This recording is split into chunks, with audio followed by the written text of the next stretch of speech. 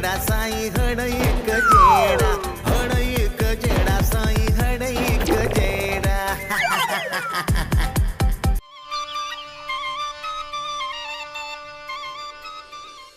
मीरल हे ॾिस फसल त केॾो भलो थियो आहे।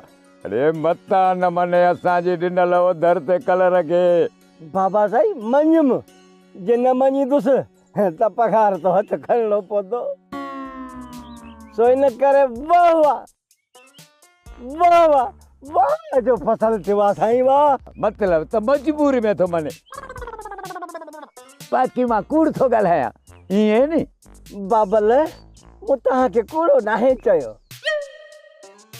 हा बाक़ी लॻे थो तव्हां मतलब सही कढियो आहे साईं। अरे चुप कर, घणी ॼाड़ी न हण, मां सभु कुझु सम्झां थो। तूं हर वक़्तु पंहिंजे ॻाल्हियुनि में मुंहिंजी बेइज़ती कंदो आहीं निभागा।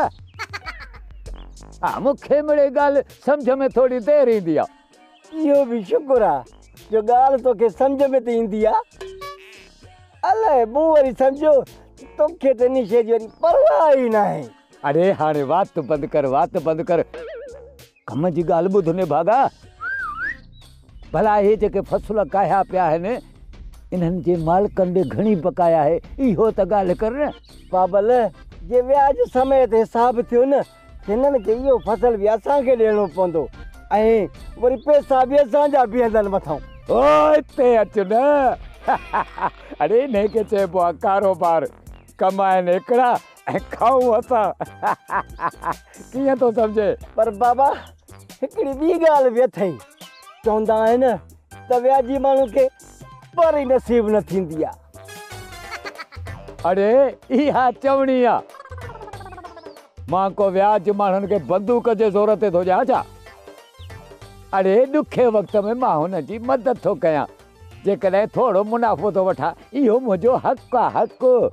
हा साईं, माण्हुनि जी मुफ़्त में थो मदद करी। हाँ वाह, मुफ़्त में मदद करण को तोखां सिखे साईं।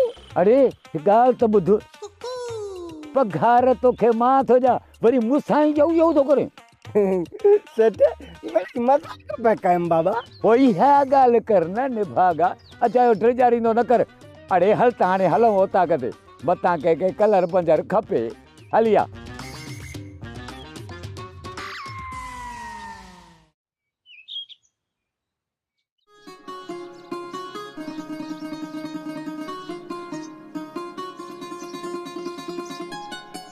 धीअ ज़रीना, अॼु त का दुआ कजां त का रोज़ी थिए, बाक़ी धंधे में सफ़ा ॿाड़ाई थी वई आहे। बाबा अलाह कंदो त तव्हांजी रोज़ीअ में बरकत पवंदी।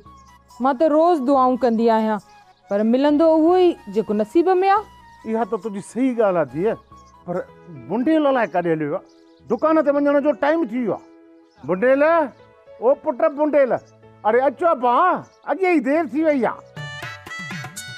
रड़ियूं छो थो करीं चाचा? मां कमरे में कपिड़ा पे मटाया। पुट दाऊं इन करे पोइ कयां त टाइम ॾिठो अथई, हाणे रोज़ तोखे रड़ियूं करे सॾु करे पोइ वठी हलां दुकान ते। चाचा ॻाल्हि सिधी आहे, पाण खां कूड़ पुॼे ई कोन। ख़बर अथई मां निभागो आहियां, इन जे करे कलाक मूंखे पहिरियां उथारींदो कर।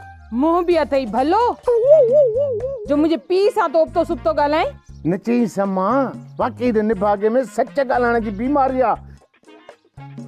अधु गिराकी त हिन निभागे फिटाई आहे मुंहिंजी। मता न मञी, मुंहिंजो मतिलबु आहे त थोरो जल्दी हलूं, सॼो शहर खुली वियो आहे, पंहिंजी दुकान बंदि आहे।